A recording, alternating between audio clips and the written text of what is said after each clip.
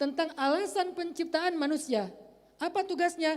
Imaratul ard, memakmurkan bumi, menjaga bumi, merawat bumi, membangun bumi. Itulah tugas utama seorang khalifah. Baik dalam konteks sosial, membangun bumi dalam konteks sosial adalah dia membantu orang lain, dia menjaga kehormatan orang lain, dia menolong orang yang sedang kesusahan. Anak yatim, orang miskin, orang yang musafir, dia tolong setiap orang yang dalam kesusahan, itu namanya memakmurkan bumi. Tapi ketika dia merusak harga diri orang lain, memecah belahkan di antara manusia, membunuh, menumpahkan darah, mengambil harta secara tidak hak, berarti dia telah mengkhianati amanah khalifah di muka bumi. Hari ini kita menyaksikan di sosial media, hampir setiap hari ada berita begal. Hampir setiap hari ada berita kriminal. Hampir setiap hari ada berita perselingkuhan. Hampir setiap hari ada berita korupsi. Padahal kalau kita kembalikan kepada tujuan utama manusia diciptakan, bukan untuk itu. Ketika kita mengambil hak orang lain, baik hartanya, kehormatannya, darahnya, yang dalam Islam disebut dengan maqasid syariah, tujuan adanya syariat, berarti kita telah mengkhianati amanah kita diciptakan sebagai khalifah di muka bumi dalam konteks sosial. Jadi Islam bukan cuma bicara ibadah, teman-teman. Islam bukan cuma bicara fikih dan toharah. Islam bukan cuma bicara wirid, zikir, salawat, kemudian ibadah mahdoh, ibadah ritual saja. Walaupun semua itu baik dan sangat istimewa. Tapi Islam juga bicara tanggung jawab sosial kita kepada sesama manusia. Sehingga nggak bisa diukur kesolehan seseorang itu dari wiridnya. Saking rajin wiridnya, tasbihnya banyak. Ada yang di tangan, ada yang di jari. Kok banyak banget wiridnya Ustadz? Lagi banyak masalah.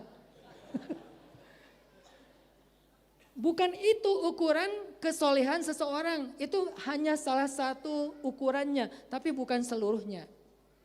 Orang yang paling soleh itu tidak hanya dilihat dari wirid digitalnya. Udah berapa ribu angkanya di sini. Ada yang angkanya 0, padahal zikirnya banyak. Kok bisa? Karena dia beli yang murah. Yang gampang ke riset. Subhanallah, subhanallah, subhanallah. Loh kok 0? Ternyata ke riset. Harganya 3.500 di marketplace. Makanya beli yang agak modal dikit lah.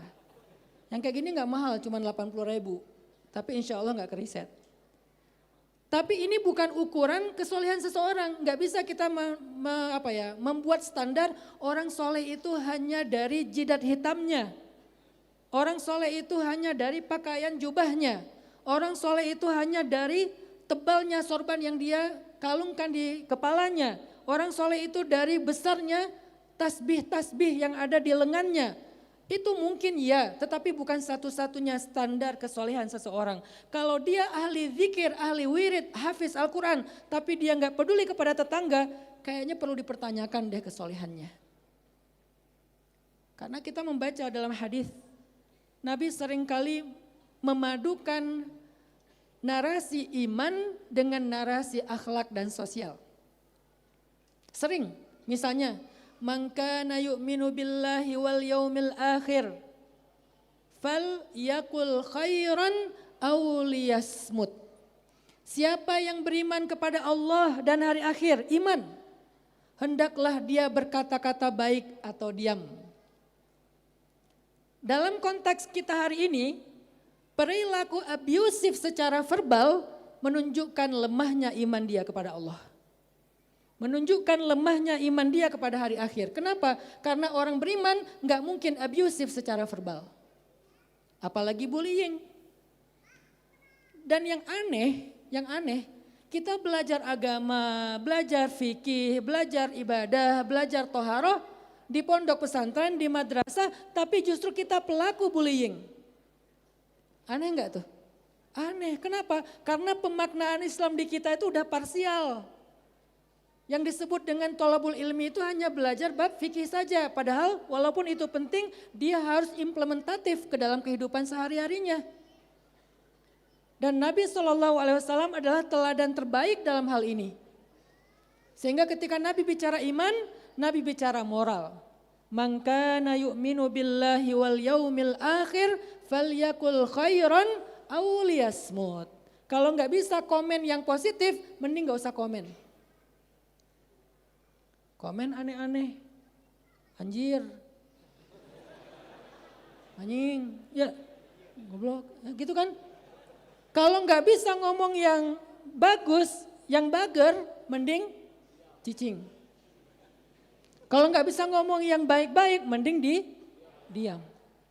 Baik di sosial media atau dalam bergaul dengan teman sehari-hari. Kalau kita nggak bisa nasehatin dia yang baik-baik, ya udah jangan julid, jangan suuzon, jangan jadi gibah klub. Kadang-kadang sambil gibah sambil zikir. Masa sih subhanallah? Astagfirullah, emang gitu? Masya Allah, tabarakallah, mams. Dari Alwi ya. Ternyata orang yang gak bisa jaga lisan, yang lisannya kasar, yang lisannya badhi, yang lisannya itu suka menghina orang lain, menunjukkan lemahnya iman dia kepada Allah dan hari akhir. Kenapa? Karena kata Nabi, man kana yu'minu billahi wal yaumil akhir, falyakul khairan aw liyasmut. Berarti kalau harusnya semakin kita belajar agama, semakin kita jauh dari perilaku bullying dan abusive. Heran kalau misalnya justru kita sebagai negara yang mayoritasnya muslim, tapi di kita paling banyak perilaku abusive, toxic, bullying, bahkan di lembaga-lembaga pendidikan, bahkan di lembaga pendidikan Islam sekalipun. Ini sesuatu yang sangat mengherankan. Padahal kita diciptakan untuk jadi khalifah dalam konteks sosial, bukan untuk jadi mufsid. Tugas khalifah itu imarah, tugas kekufuran itu ifsad. Kalau kalian baca tentang ayat-ayat kekufuran, selalu ada kalimat yufsiduna fil ard. Innalladzina kafaru, gitu kan? Sesungguhnya orang-orang kafir itu merusak di muka bumi, wa yaqta'unan nasl, mereka memutuskan nasab. Bagaimana mereka memutuskan nasab? Dengan banyak cara. Satu, dengan perilaku menyimpang. Memutuskan nasab kan? Gak usah saya perjelas lagi makna perilaku menyimpang kan? Sekarang banyak perilaku menyimpang.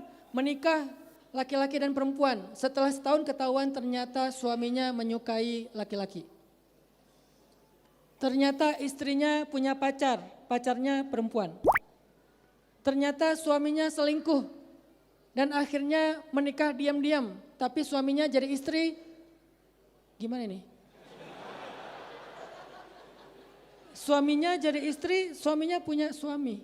Ya gitulah pokoknya, pusing saya juga. Bahkan kemarin ada berita di Afrika Selatan, ada seorang imam masjid yang memfasilitasi orang-orang yang mengalami penyimpangan secara fitrah di masjidnya. Bukan untuk dididik, kalau untuk dididik nggak apa-apa. Tapi untuk difasilitasi, dilindungi, dibolehkan. Dan kemudian ada kejadian, gak usah kita bahas. Intinya ternyata perilaku orang-orang yang kufur kepada Allah bukan hanya tentang akidah. Kafir itu bukan hanya tentang akidah tapi tentang perilakunya. Karena dalam Al-Quran ketika Allah bicara tentang kekufuran, Allah selalu mengidentikan kekufuran itu dengan ifsad fil ard. Selalu merusak di muka bumi. Jadi kalau kita mengaku sebagai mukmin, tapi kita masih suka abusif secara lisan, masih suka bullying kepada teman-teman, berarti dipertanyakan iman kita seperti di Al-Baqarah. Wa minan nasi may yaqulu amanna billahi wa bil yaumil akhir. Ada manusia mengaku kami telah beriman kepada Allah dan hari akhir. Kata Allah, wa ma hum bimu'minin. Padahal mereka tidak beriman. Kok ada orang yang mengaku beriman tapi kata Allah enggak beriman? Karena ternyata imannya tidak dia buktikan dengan perilakunya. Imannya tidak implementatif dalam perilaku akhlak dan kehidupan sosialnya. Man kana yu'minu billahi wal yaumil akhir falyakul khairan aw liyasmut. Man kana yu'minu billahi wal yaumil akhir falyukrim dhaifah. Man kana yu'minu billahi wal yaumil akhir falyukrim jarah. Selalu pembukaannya, siapa yang beriman kepada Allah dan hari akhir, hendaklah dia memuliakan tamu, moral. Siapa yang beriman kepada Allah dan hari akhir, hendaklah dia memuliakan tetangganya, moral. Ketika Nabi bicara iman, Nabi identikkan dengan moral. Artinya iman itu harus implementatif dalam perilaku sosial. Kalau imannya dia bilang saya beriman, saya hafal Asmaul Husna, saya hafal sifat 20-nya Allah. Huwallahul ladzi la ilaha illa huwar rahmanur rahimul malikul quddusus salamul mu'minul muhaiminul. Dia hafal Asmaul Husna dengan suara yang indah. Dia hafal sifat 20. Allah wujud qidam baqa mukhalafatuhu lil hawadithi qiyamuhu bi nafsihi wah. Dia hafal bahkan aqaid khamsin, tentang 50 poin-poin tentang akidah. Baik tentang Allah, tentang Rasulullah, dia hafal semuanya. Yang wajib, yang jaiz, yang mustahil. Tapi ternyata dia justru membicarakan tetangganya ketika lagi masak bareng. Botram ngomongin tetangga. Semakin kecil suaranya, semakin penting infonya. Gitu kan? Semakin ekspresinya tuh kayak tegang banget gitu, kayak serius banget, berarti itu valid banget itu. Padahal hafal Asmaul Husna, hafal sifat-sifat Allah. Tapi dia membicarakan orang lain ketika lagi botram. Berarti tidak sesuai dengan hadis Nabi. Siapa yang beriman kepada Allah dan hari akhir, hendaklah dia memuliakan tetangganya. Bahkan nih, kita saling membicarakan di antara sesama kaum muslimin yang sama-sama belajar. Yang satu mazhab A, yang kedua mazhab B. Bentar lagi Ramadan nih. Ada aja ribut tentang masalah jumlah rakaat taraweh. Kemarin ribut masalah nisfu Sya'ban. Sebelumnya ribut masalah Rajabanan. Sebelumnya ribut lagi masalah Muharraman, Mauludan, Isra Mi'raj. Selalu kita bahkan saling membicarakan sesama muslim. Ainal iman? Mana iman? Kenapa kita nggak diam aja sih? Kenapa kita nggak serahkan aja kepada para ulama? Ulama kalau saling membicarakan sifatnya adalah istifta. Mereka sedang belajar tentang fatwa, tentang memusyawarahkan fatwa dan itu bagus, harus ada kayak gitu. Ulama berdebat nggak apa-apa, ulama saling menuding nggak apa-apa. Tapi kita sebagai umat orang awam diam. Kita pilih saja mana yang kita yakini di antara pengajarannya para ulama, ikutin, respect sama yang lain. Jadilah seorang muslim yang respect kepada orang lain. No judgment, respect to other.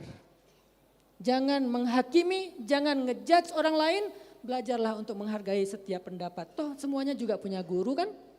Tapi anehnya kita mengaku beriman, tapi di antara kelompok kita saling membicarakan aibnya. Emang ada aibnya? Pasti ada. Karena kita manusia. Nggak usah dicari aja ada, apalagi dicari.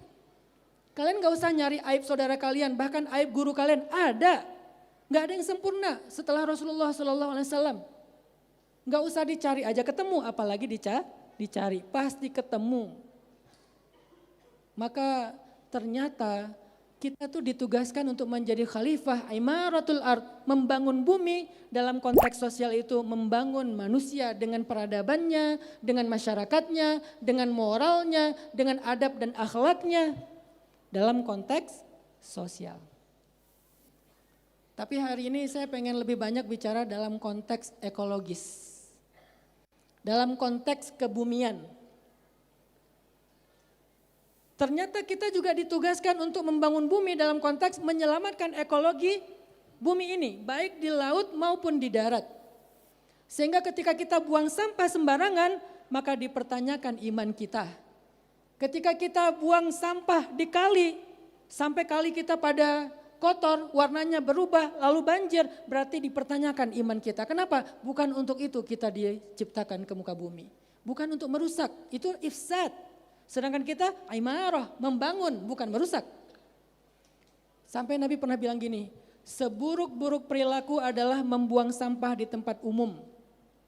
Salah satu di antara tempat umum yang dimaksud itu adalah jalan dan sungai.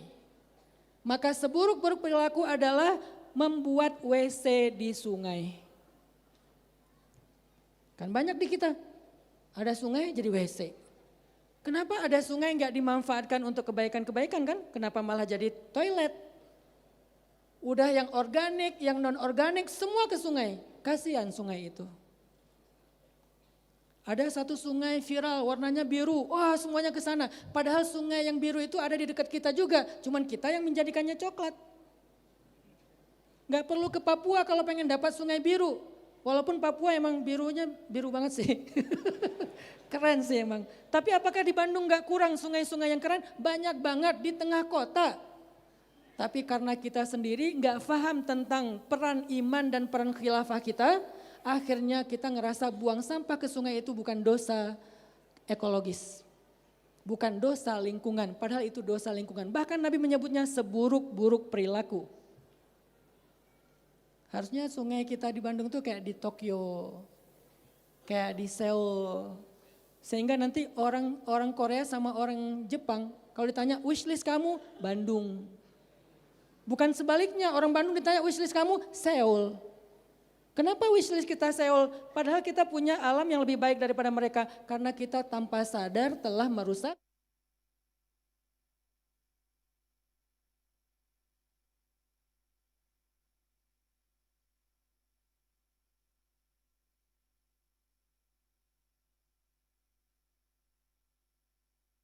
Kita ditugaskan oleh Allah di muka bumi teman-teman adalah untuk imaratul ard, menjaga, merawat bumi secara ekologis selain dalam konteks sosial. Itulah tugasnya Adam alaihissalam. Inni ja'ilun fil ardi khalifah. Sesungguhnya aku menjadikan di bumi seorang khalifah. Tugasnya apa? Wasta'marakum fiha. Untuk menjaga bumi, untuk merawat bumi, untuk membangun bumi. Itulah tugasnya Adam. Lalu diteruskan oleh keturunannya termasuk kita. Kemudian ayat berikutnya, setelah ayat tentang tugas khalifah, ayat berikutnya apa?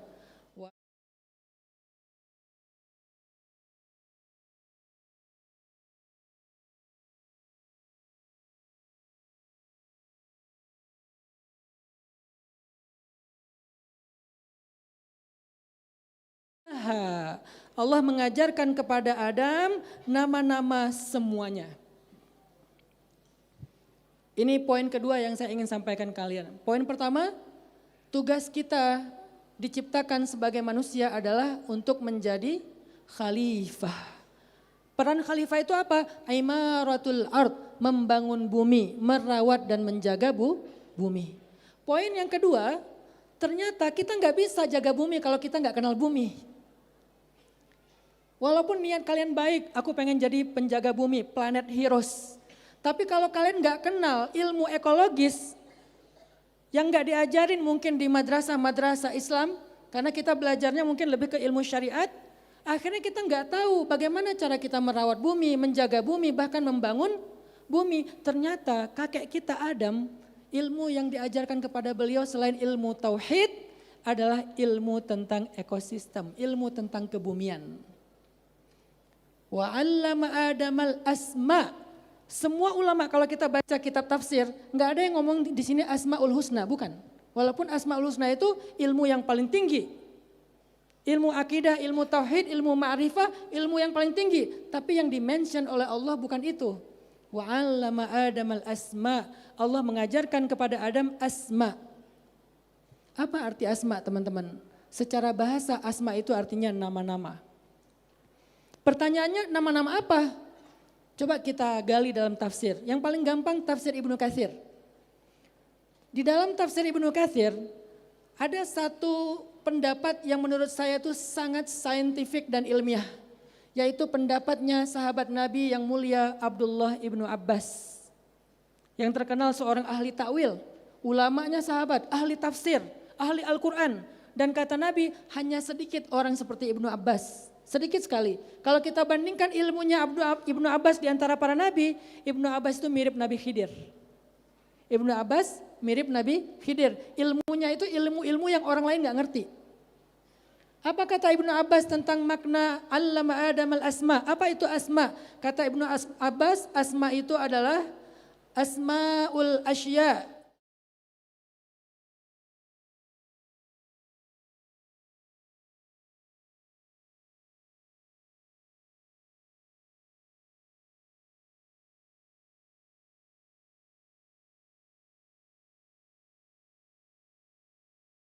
Nama-nama spesies yang ada di bumi. Zawataha spesiesnya wa af'alaha peran ekologisnya. Kullaha yang disebut dengan istilah al-mukabbar wal musaghar, baik yang besar yang hanya bisa dilihat dengan teleskop maupun al-musaghar yang hanya bisa dilihat dengan mikroskop. Baik yang mukabbar, yang besar tapi tidak terlihat dengan mata kita kecuali pakai teleskop, maupun al-musaghar yang mikroorganisme yang tidak bisa dilihat kecuali pakai mikroskop. Ternyata Ibnu Abbas sudah bicara itu sejak 1400 tahun yang lalu. Al-mukabbar wal musaghar. Yang besar banget, yang hanya bisa dibesarkan baru kita bisa ngelihat, bukan al-kabir. Kalau al-kabir besar tapi terlihat. Kalau al-mukabbar besar, cuman nggak kelihatan, harus pakai alat baru kelihatan. Itu namanya al-mukabbar. Kata siapa ini? Kata Ibnu Abbas.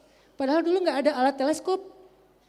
Wal musaghar, musaghar itu artinya shaghir. Shaghir sesuatu yang kecil tapi terlihat. Sedangkan musaghar kecil nggak terlihat kecuali ada alat untuk memperjelasnya. Namanya mikroskop. Padahal di zaman Ibnu Abbas tidak ada teleskop, tidak ada mikroskop. Tapi Ibnu Abbas sudah bicara tentang al-mukabbar wal musaghar. Ternyata Allah mengajarkan semua itu kepada Adam alaihissalam. Allah mengajarkan kepada Adam biodiversity, semua jenis-jenis spesies yang ada di muka bumi. Allah mengajarkan kepada Adam tentang semua benda-benda di langit, benda-benda di dalam bumi, bahkan di dalam tanah. Allah ajarkan kepada Adam. Ada satu fun fact.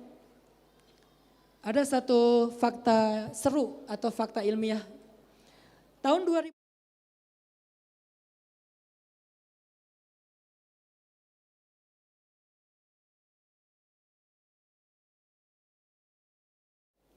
ini penelitian 2016, di bumi ini hidup lebih dari 1 triliun spesies.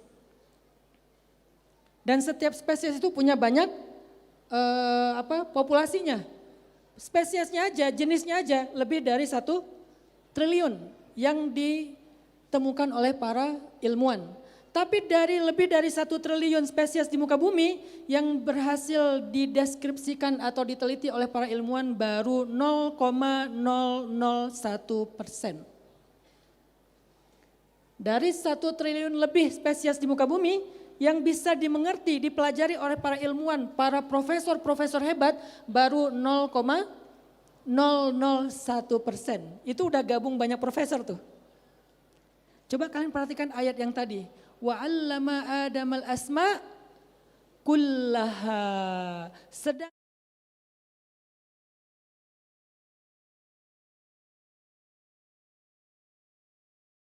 Adam itu mengenal lebih dari 1 triliun spesies dan gak ada satupun yang Adam gak kenal. Kenal semuanya.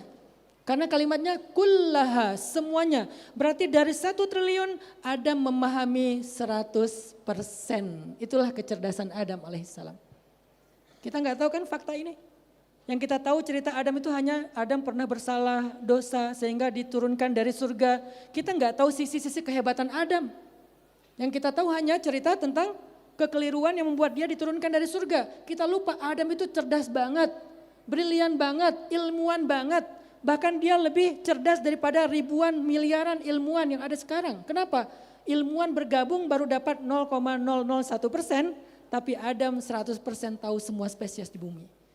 Mukabbar, musaghar, yang besar dan yang kecil, bahkan mikroorganisme. Adam tahu itu.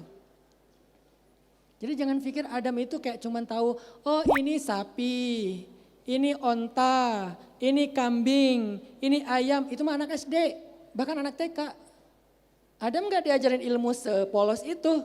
Adam itu nabi, Adam itu bapaknya manusia. Kalau ada manusia cerdas pasti bapaknya lebih cerdas. Kecerdasan kita kan gennya dari Adam. Kalau ada manusia yang bernama Imam Asy-Syafi'i, kalau baca buku harus nutup sebelah, baca sebelah. Kenapa? Karena langsung kehafal. Kalau nggak ditutup nanti kehafalnya langsung dua, enggak kebalik-balik, mending ditutup dulu dibaca. Beliau takut hafal, kita takut lupa. Bedanya kita sama Imam Syafi'i apa? Imam Syafi'i kalau baca buku takut hafal, kita kalau baca buku takut lupa. Imam Syafi'i susah lupa, kita susah hafal. Kalau ada manusia bernama Imam Asy-Syafi'i yang begitu brilian, membaca satu buku langsung hafal, maka Adam jauh lebih brilian daripada itu. Kalau ada satu manusia mulia namanya Abdullah bin Mas'ud, sahabat Nabi SAW, yang hafal surat Al-An'am 11 lembar sekali dengar langsung hafal, maka Adam jauh lebih brilian daripada itu. Allama Adam al-asma kullaha. Adam diajarkan asma, biodiversity, nama-nama spesies, bahkan semuanya. Mungkin lebih daripada 1 triliun. Itu yang baru ditemukan oleh para ilmuwan. Inilah yang diajarkan kepada Adam. Bahkan Adam diajarkan tentang bukan hanya mikroorganisme atau biodiversity, Adam diajarkan tentang geologi, hidrologi, tentang iklim, astronomi, tentang oceanografi, tentang banyak hal di bumi ini Adam mengerti. Jadi keilmuan-keilmuan yang sudah dibagi-bagi di antara para ilmuwan, Adam mengerti semuanya. Kenapa? Itu bekal dia sebelum menjadi seorang khalifah. Karena enggak mungkin jadi seorang khalifah kalau dia tidak dibekali dengan pemahaman ilmu yang seperti ini. Jadi teman-teman yang dirahmati Allah Subhanahu wa taala, poin yang kedua yang ingin saya sampaikan kepada kalian adalah ternyata kakek kita yang bernama Adam itu seorang laki-laki yang sangat cerdas. Dia punya ilmu tentang bumi, makanya dia bisa menjadi khalifah di bumi. Pertanyaannya, sekarang saya mau nanya, berapa jenis burung yang kalian hafal? Garuda pastilah ya, merpati, elang, apa? Oh, lovebird. Banyak gening Sampai 20 enggak? Enggak sampai. Berapa jenis berapa jenis ikan yang kalian hafal? Sampai 50 enggak? Adam menghafal lebih dari 1 triliun spesies. Kenapa saya katakan gitu? Karena kata Allah, kullaha, semuanya. Enggak ada yang Adam enggak kenal. Kalau ada yang dia enggak kenal, berarti bukan kata kullaha, bukan semuanya. Ba'daha, sebagiannya. Atau mungkin sebagian kecilnya, atau 1 atau 2. Bid'aha itu 1 sampai 3 sampai 10 misalnya. Kalau kita kan bid'un, cuman 3 sampai 10 yang kita hafal. Bahkan enggak setengahnya, Adam kullaha, semuanya. Dan hebatnya ketika Allah bertanya kepada malaikat, kata Allah, faqala ambi'uni bi asma'i haula. Wahai malaikat, sebutkan nama-nama mereka. Spesies ini apa? Malaikat bilang subhanak, enggak tahu ya Allah. Yang ini apa? Subhanak, enggak tahu ya Allah. Yang itu apa? Subhanak, enggak tahu ya Allah. Malaikat aja yang cerdas enggak tahu. Saking dahsyatnya ilmunya Adam. Sampai ditanya kepada malaikat, malaikat enggak tahu. Berarti Adam kalau ibaratnya di sekolah nih, juara kelas di antara malaikat.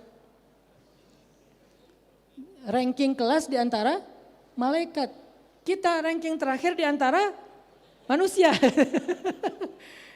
Saking sederhananya kita gitu kan. Tapi Adam ranking 1, juara kelas, ranking kelas di antara malaikat. Artinya di dalam kelas nih seolah-olahnya nih, kalau kita pakai analogi kelas ya. Malaikat, ini apa? Subhanak, enggak tahu ya Allah. Ini subhanak, enggak tahu ya Allah. Yang ini subhanallah, masya Allah, tabarakallah, enggak tahu ya Allah. Terus Allah bilang, ya Adam, ambi'hum bi asma'ihim. Wahai Adam, sebutkan nama-nama yang tadi aku tanya. Fa'amba'ahum, Maka Adam pun falamma amba'ahum bi asma'ihim. Adam pun menyampaikan ini namanya ini namanya ini namanya ini. Bukan hanya zawataha tapi juga af'alaha kata Ibnu Abbas. Bukan cuma disebutkan jenisnya tapi juga peran ekologisnya. Dahsyat nggak tuh ilmu Adam? Bukan cuman jenisnya tapi juga peran ekologisnya. Ini adalah misalnya ya cacing. Spesies cacing. Peran ekologisnya sebagai dekomposer. Dia yang mengurai. Oh, ini adalah pohon emergen. Peran ekologisnya menyerap karbon dan mengeluarkan O2, oksigen. Ini adalah bumhead. Bumhead yang ada di dalam laut, perannya apa? Sama, dekomposer. Dia yang makan karang, kemudian pupnya menjadi sumber makanan bagi fitoplankton. Adam tahu bukan cuma zawataha kata Ibnu Abbas, tapi juga af'alaha. Bukan cuma jenis spesiesnya, tapi juga peran ekologis spesies tersebut. Itulah Adam. Itu yang diajarkan kepada Adam. Refleksinya untuk kita apa teman-teman? Penting bagi kita belajar tentang ekologi. Penting bagi kita mengenal bumi, walaupun sederhana nggak harus jadi ilmuwan. Minimal kita tahu apa bahayanya sampah plastik bagi bumi. Minimal kita tahu apa bahayanya kalau menebang pohon dan tidak membayar hutangnya dengan menumbuhkan pohon yang lain, menanam pohon yang lain. Apa dampaknya bagi kita? Minimal kita tahu apa bahayanya merusak karang di laut. Apa bahayanya kalau karang itu mengalami bleaching itu menjadi putih. Apa dampaknya kalau laut rusak terhadap oksigennya manusia? Minimal kita tahu itu dengan membaca. Supaya apa? Supaya kita tidak menjadi perusak di muka bumi. Lebih hebatnya lagi, supaya kita bisa merawat, menjaga dan melindungi bumi. Itu pentingnya asma yang diajarkan Allah kepada Adam. Kalau Adam tidak belajar tentang ilmu asma, kullaha, Adam gak bisa menjadi seorang khalifah. Kita kasih contoh ilmu Adam tentang kelautan yang disebut dengan marine biology. Saya sekarang lagi senang-senangnya belajar tentang marine biology karena saya senang scuba diving. Saya gak mau diving cuman foto-foto taruh di Instagram, gak mau. Saya pengen scientific dive. Diving, belajar, tafakur, kebesaran Allah. Karena Allah suruh kita tafakur. Jadi setiap kali saya nyelam, saya sedang mencari bukti-bukti kebesaran Allah yang ada di underwater. Saya sedang melihat kebesaran Allah. Sehingga nyelamnya menjadi tasbih.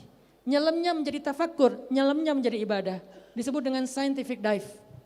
Saya baca beberapa tentang referensi ilmu marine biology. Ditemukanlah beberapa fakta, misalnya fakta yang kita tahu adalah ternyata lautan itu menghasilkan 50-80% oksigen di bumi, di atmosfer kita. Yang paling banyak memberikan kita oksigen bukan hutan, hutan itu 30%-an lah. Tapi sekitar 50-80% oksigen yang kita hirup itu diproduksi di lautan. Sehingga kalau laut itu rusak gara-gara sampah, gara-gara polusi, gara-gara berbagai macam hal-hal yang membahayakan laut, maka manusia akan mengalami krisis oksigen dan itu sangat membahayakan bagi kita. Yang paling gampang banyaknya penyakit.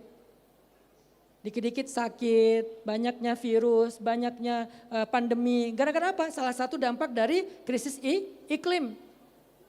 Dampak dari berkurangnya oksigen, meningkatnya karbon. Sehingga yang kita hirup itu tanpa sadar racun. Kenapa orang dulu lebih sehat daripada orang kita sekarang? Karena orang dulu tidak banyak karbon, masih sehat alamnya. Kita udah yang lebih banyak kita hirup karbonnya. Sakit kepala, pusing, mual-mual segala macam. Ternyata yang memproduksi oksigen itu adalah lautan. 50-80% oksigen di dunia ini diproduksi oleh laut. Pertanyaannya, siapa makhluk yang begitu istimewa yang Allah berikan amanah untuk memproduksi oksigen? Siapa yang Allah berikan amanah untuk memproduksi oksigen? Namanya fitoplankton. Kalian nonton SpongeBob? Nah, yang kalian nonton di SpongeBob itu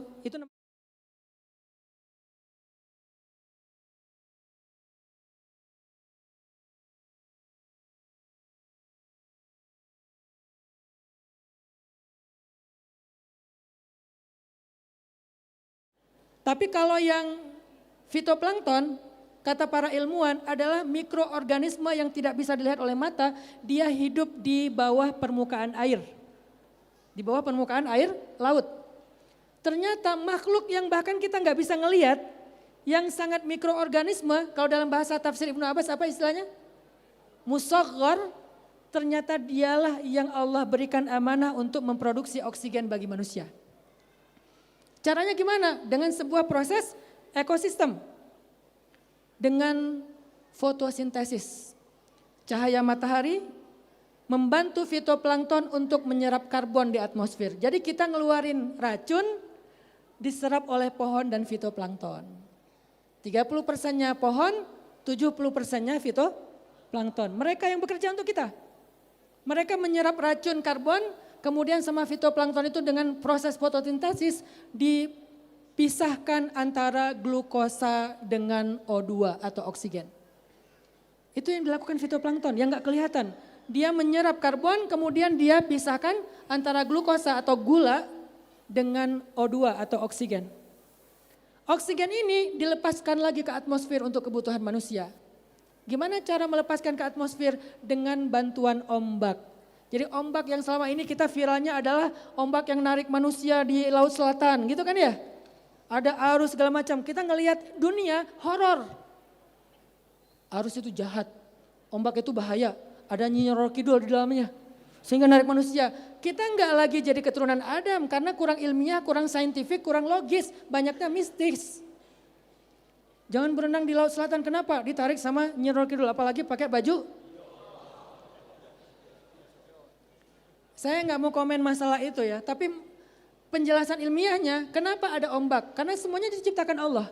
Kenapa ada ombak dan arus? Ternyata fungsi ombak itu adalah untuk memunculkan turbulensi di permukaan air laut yang melepaskan oksigen ke atmosfer.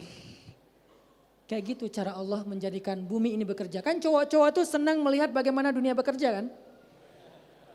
Pertanyaannya, kenapa yang kita lihat selalu produk-produk manusia, industri, mesin, kenapa kita nggak ngelihat produk Allah aja? Padahal Allah nyuruh kita untuk yatafakkarun, berpikir tentang kebesaran Allah. Ini ayat cowok banget nih. Inna fi khalqis samawati wal ard wa ikhtilafil laili wan nahar la ayatin li ulil albab alladzina yadhkuruna Allah qiyaman wa qu'udan wa ala junubihim ويتفكرون في خلق السماوات والأرض. Kesimpulannya, Rabbana ma khalaqta hadza batila. Harusnya itu jadi mindset. Rabbana, tidaklah engkau menciptakan ini sia-sia, termasuk ombak. Jadi kalau ada yang ngerasa ombak itu sia-sia, ngapain sih ada ombak di laut, narik-narik orang berenang aja, dan seterusnya, berarti mindsetnya belum ulul albab, belum cerdas. Kenapa belum cerdas? Karena nggak pernah tafakur secara saintifik. Dan Adam nggak kayak gitu, Adam itu nggak ada mistis-mistisnya. Mana ada Adam dengan Hawa turun ke muka bumi, jangan dekat-dekat sana, kenapa? Di sana ada itu, Nyi Roro Kidul. Nggak ada Adam kayak gitu. Dia sangat saintifik dan itu definisi dari ulul albab, cerdas, brilian. Dia ngerti ilmunya. Ternyata ombak pun Rabbana ma khalaqta hadza batila. Ombak pun gak sia-sia. Ombak pun ada perannya dalam kehidupan di laut. Apa tujuannya? Salah satunya di antara sekian banyak peran ekologisnya, dia memunculkan turbulensi di permukaan air dan itu membantu oksigen itu terbang, dilepaskan ke atmosfer setelah dikerjakan oleh fitoplankton. Kalau kalian kagum sama dia, mungkin suatu saat kalian akan namain anak, namanya siapa dek? Vito. Kok Vito? Soalnya ayahku kagum banget sama plankton. Sehingga nama aku fitoplankton. Sedahsyat itu peran mikroorganisme yang gak kelihatan mata untuk menciptakan oksigen. Sedangkan glukosanya dipakai dia untuk makanan dan bertahan hidup. Itu tentang fitoplankton. Ada dalam ilmu marine biology. Dan Adam mengerti itu teman-teman. Adam mengerti itu. Adam mengerti banget laut itu kayak gimana, hutan itu kayak gimana, langit itu kayak gimana, matahari itu kayak gimana. Semuanya ada perannya. Sehingga nggak berhenti-berhenti Adam dan para anbiya selalu mengatakan subhanallah, subhanallah, subhanallah, maha suci Allah, maha suci Allah, maha suci Allah. Artinya nggak ada satupun yang Allah ciptakan itu yang sia-sia. Semuanya bermanfaat. Dan tugas aku merawat, menjaga dan memakmurkan itu, bukan merusak. Ini tafsir dari wa'allama Adamal asma. Atau tentang ekosistem hutan. Bagaimana Adam belajar tentang misalnya kalau dalam teori ilmiahnya ya, walaupun dulu istilahnya kita nggak tahu. Kalau sekarang misalnya sebutlah teorinya tentang sistem vegetasi hutan. Ada lapisan emergen, ada lapisan kanopi, ada yang bahkan yang paling bawah itu adalah lantai hutan. Adam mengerti tentang masalah vegetasi hutan. Walaupun mungkin istilah ilmiahnya berubah-ubah setiap zaman. Tapi ilmunya, asma'nya, zawatnya, af'alnya Adam tahu. Oh ternyata hutan itu berlapis-lapis. Nah, bumi juga berlapis-lapis. Langit juga atmosfer berlapis-lapis. Adam mengerti tentang itu semuanya. Bahkan af'alnya, peran dari setiap lapisan itu Adam mengerti. Termasuk salah satu di antara spesies yang mungkin paling sederhana sebutlah lebah. Adam kenal tentang lebah. Para nabi itu dekat dengan alam. Nabi Daud bertasbih bersama gunung. Dan gunung bukan hanya tentang tanah yang menumpuk bentuknya segitiga, bukan. Segala spesies yang ada di dalam gunung. Daud bertasbih bersama mereka. Nabi Sulaiman bisa mendengar suara semut, bisa mendengar komunikasi semut dan juga burung. Ternyata mereka ngerti tentang ilmu-ilmu kayak gini. Tapi kan kita membayangkannya burung ngomong, Nabi Sulaiman ngerti ya. Kayak ngomongnya manusia, padahal nggak gitu juga. Kalau kita lihat dari sisi ekologis nggak kayak gitu penjelasannya. Mungkin karena kita memahami tafsirnya sederhana, akhirnya kita menganggap semut itu juga ngomong. Lagi ngapain? Lagi ngerumpi. Enggak gitu cara semut berbicara, cara lebah berbicara. Ternyata sekelas lebah yang kecil aja ada peran ekologis yang sangat penting bagi hutan. Kan lebah itu ada 3 jenis ya. Ada ratu lebah, ada lebah jantan yang dikenal dengan drone, ada lebah betina yang dikenal dengan lebah pekerja. Apa tugas ratu lebah? Reproduksi. Apa tugas lebah jantan drone? Membantu ratu dalam reproduksi, kawin. Jadi tugas jantannya lebah cuma kawin aja. Siapa yang pengen jadi lebah? Enggak ya. Kenapa? Karena persaingannya ketat.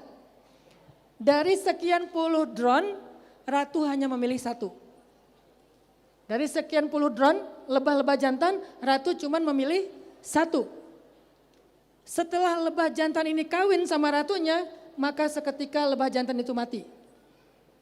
Tugasnya cuma untuk kawin lalu mati. Ada yang masih mau jadi lebah? Tugasnya cuma kawin mati. Kenapa? Karena alat reproduksinya tinggal bersama ratu dan dia mati. Sedangkan lebah jantan yang gak bisa kawin sama ratu diusir dari sarang lebah, dia hanya hidup 21 hari kemudian mati juga. Kasihan banget ya lebah jantan ya. Yang kawin langsung mati, yang gak kawin 21 hari kemudian pokoknya matilah. Itu tugas lebah drone. Sedangkan lebah worker, lebah pekerja, betina, tugasnya banyak. Ini saya tunjukin beberapa penjelasan ulama ya, atau ilmuwan. Lebah betina atau lebah pekerja, dia punya tugas sesuai dengan usianya. Hari ke-1 sampai ke-3 tugasnya membersihkan sarang dan merawat telur. Bayangin lebah baru lahir hari pertama udah bersih-bersih. Coba kalian, hari berapa kalian baru bersih-bersih rumah, kamar sendiri. Bahkan mungkin sampai sekarang kos-kosan kita masih kotor. Enggak lebah banget gitu loh. Lebah hari pertama sampai 3 tugasnya membersihkan sarang dan merawat telur. Sementara kita khalifah, kamar kos-kosan kita aja kotor. Jok motor kita aja kotor, yang isinya entah apa-apa. Kadang-kadang di kulkas ada makanan 2 tahun yang lalu. Itu bukan makanan fosil. 2 tahun lalu masih di kulkas. Padahal kita khalifah, sementara ini adalah rakyat kita. Lebah aja yang rakyat kita kerjanya lebih baik daripada pejabatnya. Salah. Hari ke-1 sampai ke-3 tugasnya adalah membersihkan sarang dan merawat telur, itu tugas lebah. Hari ke-4 sampai ke-10 tugasnya memberi makan larva dengan nektar dan royal jelly. Hari ke-11 sampai 20 tugasnya membangun sarang lilin, mengolah nektar menjadi madu dan menjaga sarang dari penyusup.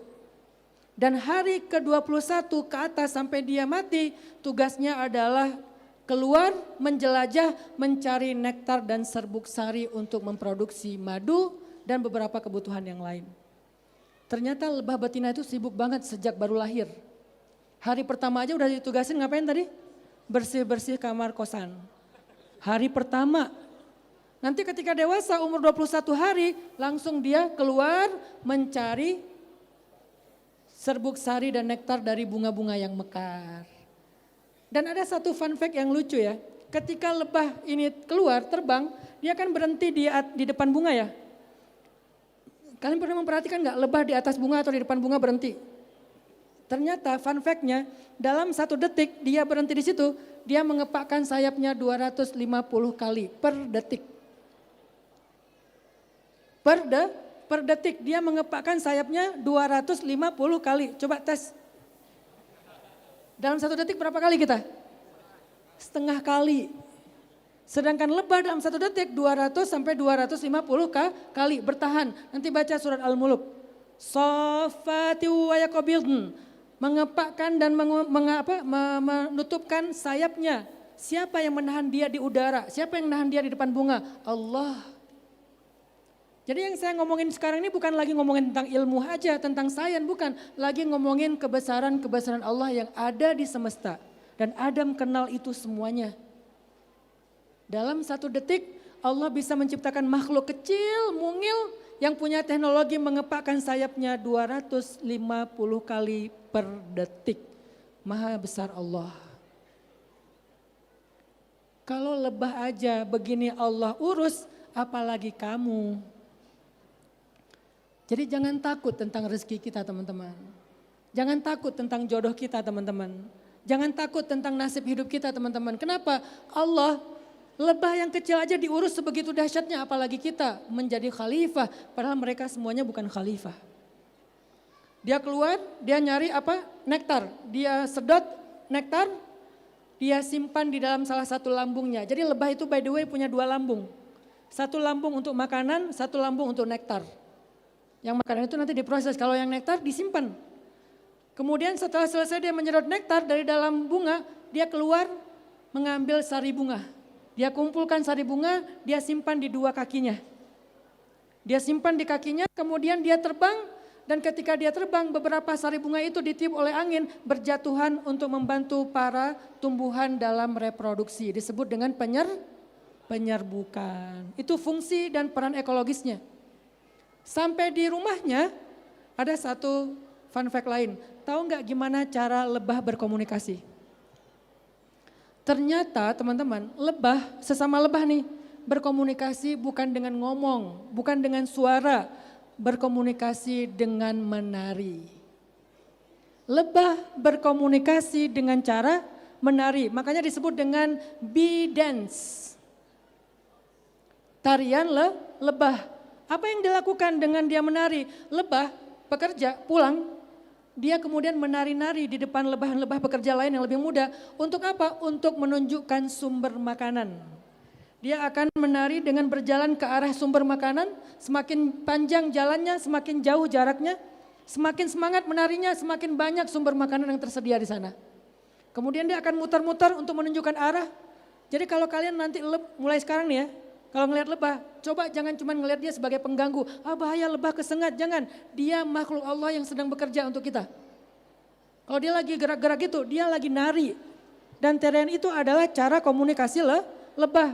Ngasih tahu kepada adik letingnya atau generasi berikutnya, di sana ada sumber makanan, jaraknya sekian, arahnya ke sana, jumlah makanannya sekian. Dia ngasih tahu dengan bee dance atau waggle dance namanya. Maha suci Allah yang menjadikan lebah bisa berkomunikasi dengan cara menari. Dan Adam alaihissalam mengerti tentang itu. Coba kalian buka mushaf surat Hud surat 11 ayat 6. Ini tentang bagaimana cara Allah memberikan makanan kepada makhluk termasuk lebah. Coba buka surat Hud surat ke-11 ayat 6. Allah berfirman, Bismillahirrahmanirrahim.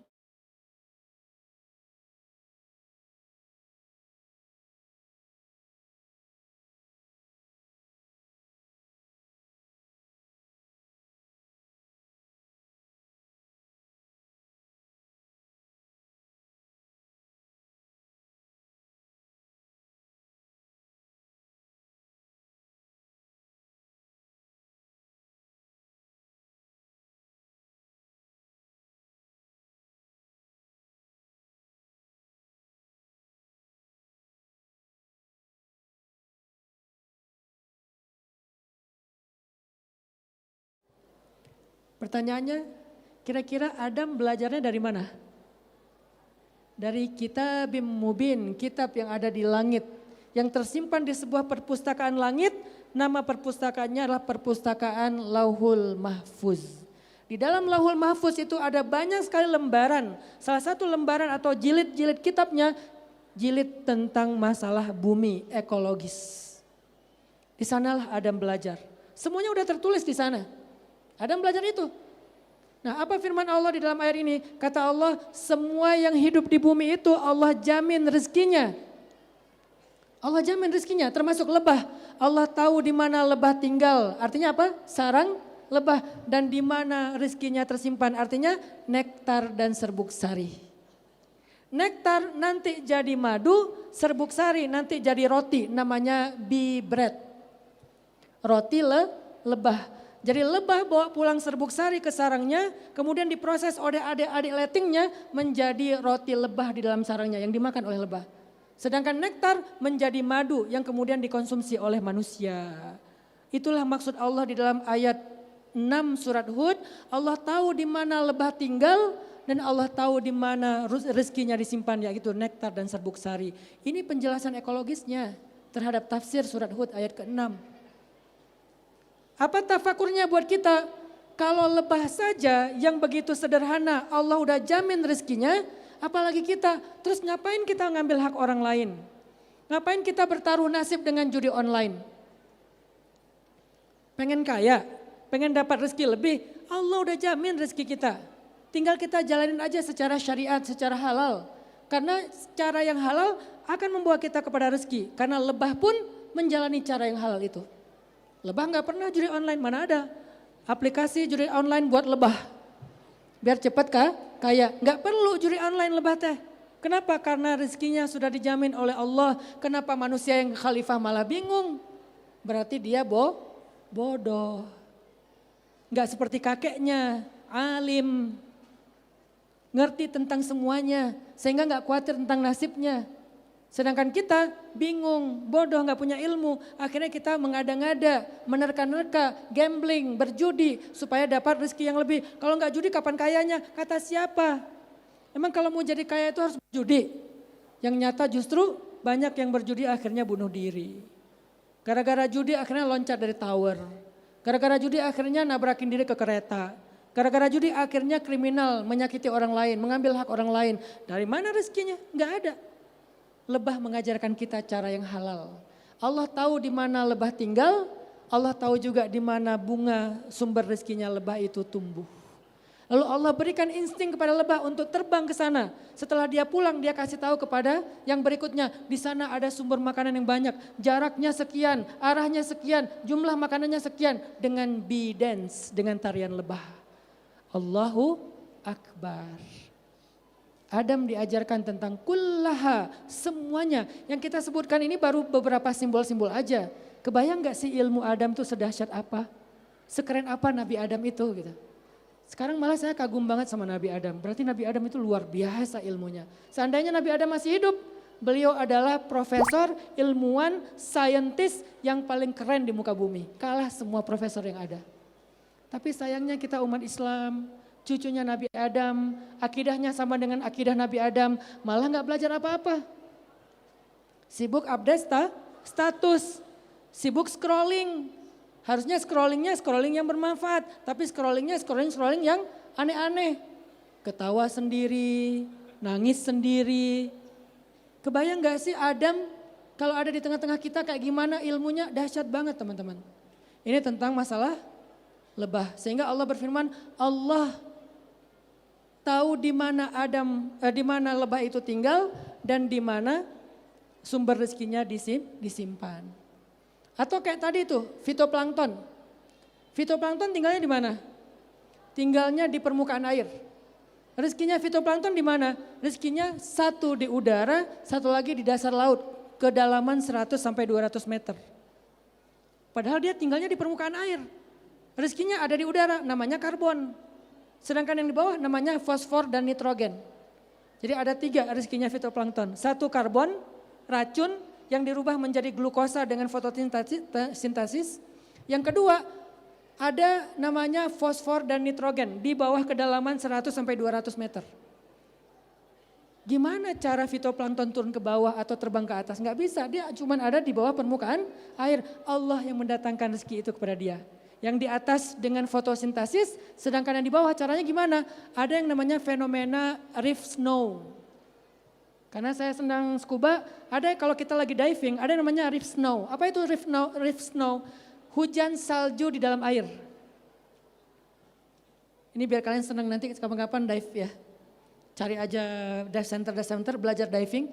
Tapi tujuannya bukan buat fun, konten, bukan. Tapi buat scientific dan tafakur. Ada yang namanya marine snow atau reef snow. Apa itu?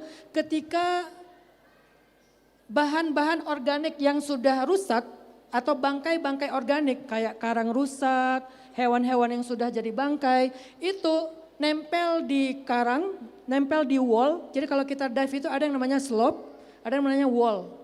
Biasanya reef snow itu ada di wall, kayak dinding karang gitu. Kemudian nanti datang arus bawah, namanya down current.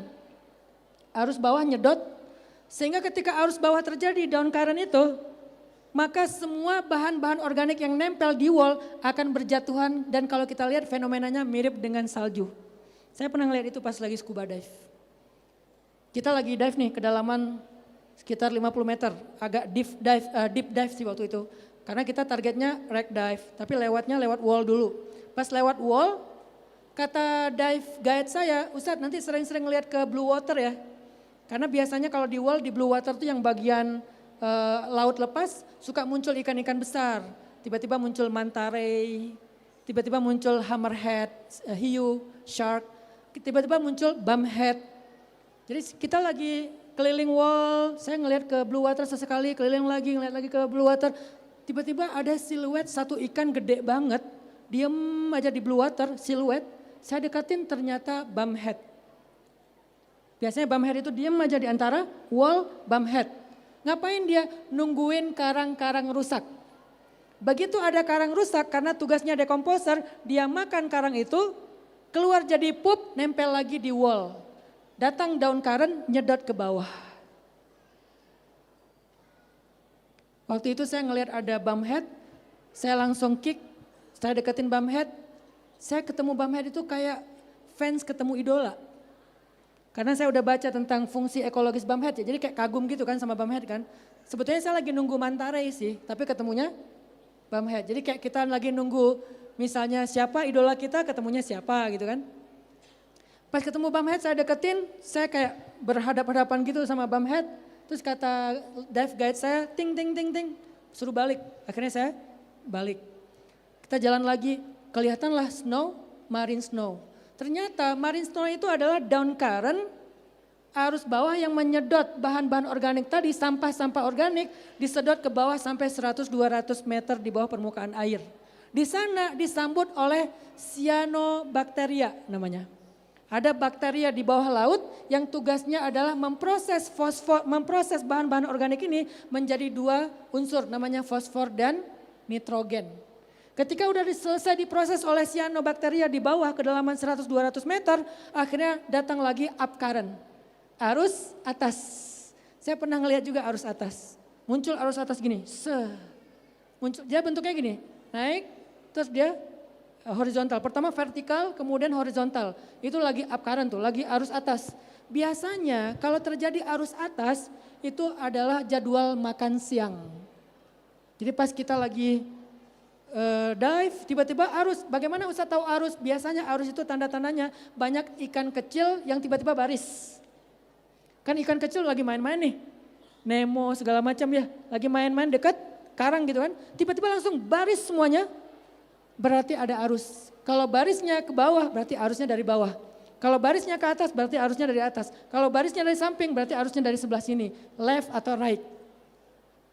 Tiba-tiba ada ikan gini semuanya, arusnya lagi ke atas, terus gini kita langsung nyempil di antara karang-karang, kita pakai hook, kita pegang karena arusnya lumayan kenceng, kita nyempil, lewatlah manta ray. Dia buka mulutnya, dia makan, lewat lagi hammerhead, shark, hiu yang bentuknya kayak palu itu, lewat hammerhead, schooling hammerhead, lewat manta ray yang gede-gede tuh yang kayak wibawa banget gitu lewatnya. Ngelihat kita, apaan sih kalian, gua mau makan gitu kan. Saya ngelihat, wah kagum banget, dalam hati saya, Masya Allah, Masya Allah. Cuman kan gak bisa ngomong ya. Kalau ngomong kan jadi bluk, nanti malah masuk air ya. Tapi dalam hati, Masya Allah, Masya Allah, Masya Allah. Ternyata fosfor dan nitrogen yang tadi diproduksi oleh cyanobacteria dikeluarkan oleh arus atas untuk makanan bagi fitoplankton yang ada di permukaan air. Masya Allah, Masya Allah. Itulah kedahsyatan ekosistem laut dan hutan yang Allah ciptakan. Gak ada yang sia-sia. Yang gak bisa diproses cuman sampah manusia, plastik dan seterusnya. Yang ngerusak fitoplankton, yang ngerusak karang, yang ngerusak semua ekosistem itu. Kita nih, kalau sampah kita memang bermasalah, tapi kalau sampah semesta itu gak apa-apa. Makanya saya pengen mulai sekarang setiap ada acara sharing night saya, mudah-mudahan ini jadi tren, kita bikin kegiatan sedekah sampah di depan masjid. Sebetulnya ini kita udah pernah bikin kan sebelum pandemi kan. Cuman sempat terhenti karena pandemi, sekarang kita coba hidupkan lagi. Bukan mau mengentaskan masalah sampah Kota Bandung, bukan. Mau mengedukasi dan mentransfer behavior. Kalau menyelesaikan sampah Kota Bandung mungkin kita nggak mampu. Tapi untuk melatih behavior tentang bagaimana waste management, bagaimana mengolah sampah, kita perlu lakukan itu di depan masjid. Masjid bukan hanya tempat belajar agama, tapi juga belajar menjadi khalifah. Salah satunya program sedekah sampah. Jadi mulai malam ini dan seterusnya, kalau kalian datang ke kajian saya harapkan bawalah sampah dengan niat sedekah dan dakwah. Walaupun kalian bisa mengolah sampah itu di rumah, tapi bawa aja. Terutama sampah plastik, dirapihkan, dilipat, bawa ke masjid.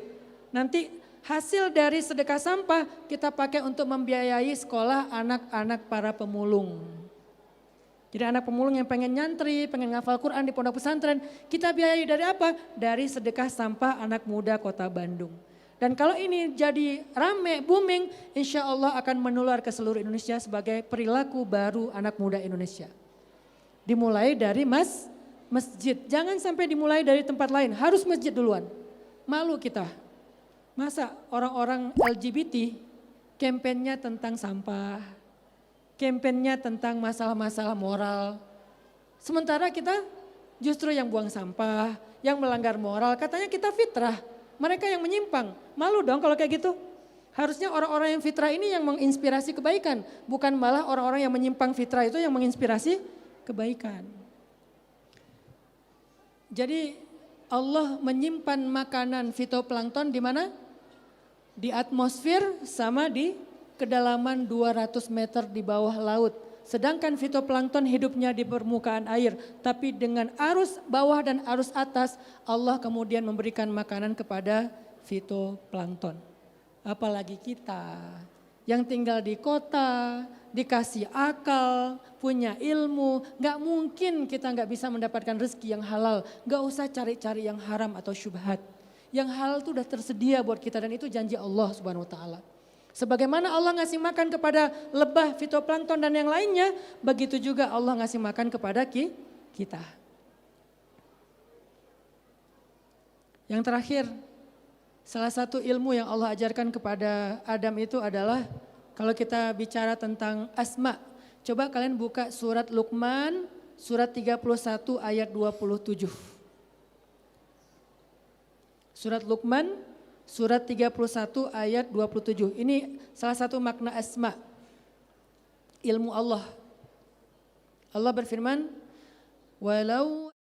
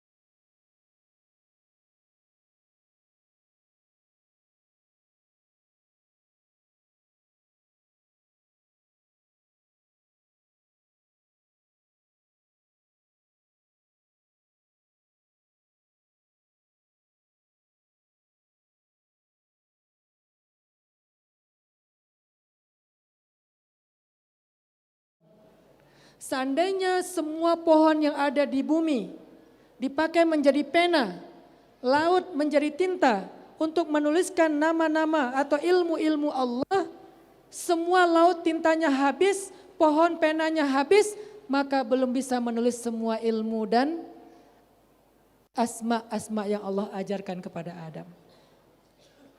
Belum bisa menulis semua kalimat-kalimat Allah Subhanahu wa taala. Seluas itulah ilmu Allah Subhanahu wa taala, teman-teman. Tapi saya pengen ngasih tahu kepada kalian tentang sebuah fun fact scientific, ekologis tentang pohon. Kenapa di dalam ayat ini Allah bicara pohon itu sebagai pena? Artinya dia menulis. Kalau pemahaman awamnya kita adalah berarti pohon itu bisa dibikin jadi jadi pensil ya. Dan itu benar, nggak apa-apa. Tapi ada nggak penjelasan yang lebih saintifik dan ekologis selain masalah pohon itu kayunya dijadikan sebagai pensil, kayunya dijadikan sebagai alat kaligrafi, sebagai pena. Ada nggak penjelasan yang lebih saintifik dan ekologis tentang bagaimana pohon itu menulis ilmu Allah? Bagaimana cara pohon menulis kalimat-kalimat Allah? Coba tampilkan tentang sebuah bidang ilmu namanya dendrokronologi. Silakan Anwar, tampilkan.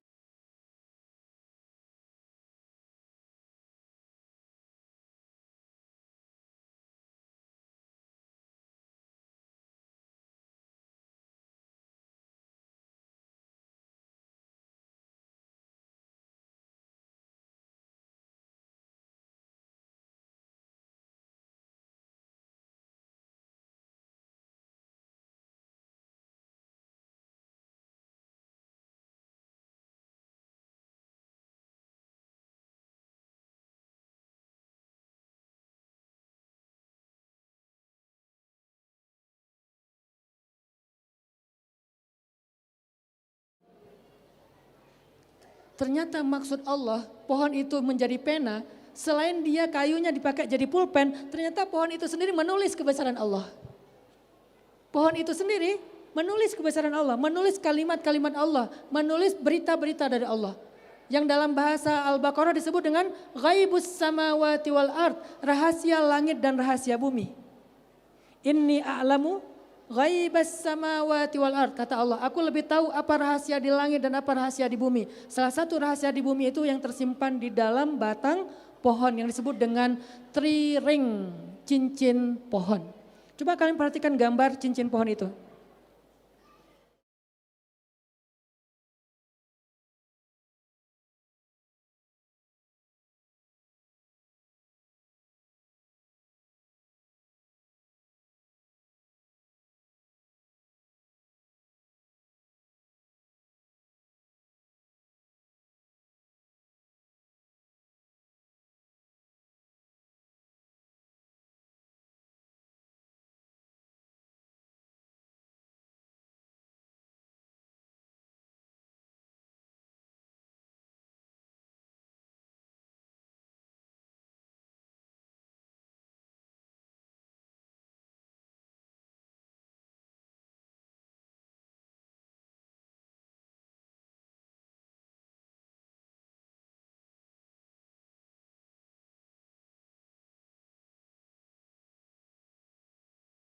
Cincinnya berwarna gelap dan tumbuhnya pelan. Sehingga cincinnya tuh kecil, garisnya kecil, nggak lebar. Sedangkan pohon yang tumbuh di musim semi dan musim panas, tumbuhnya cepat. Kemudian gambar, tampilkan aja gambarnya. Sehingga gambar cincinnya menjadi lebih lebar karena tumbuhnya lebih cepat. Sehingga dalam bentuk cincinnya aja kita mengetahui tentang iklim. Oh ternyata pohon kalau tumbuh dalam iklim panas dia cepat tumbuhnya. Sehingga gambar cincinnya tuh lebih terang dan lebar. Sedangkan kalau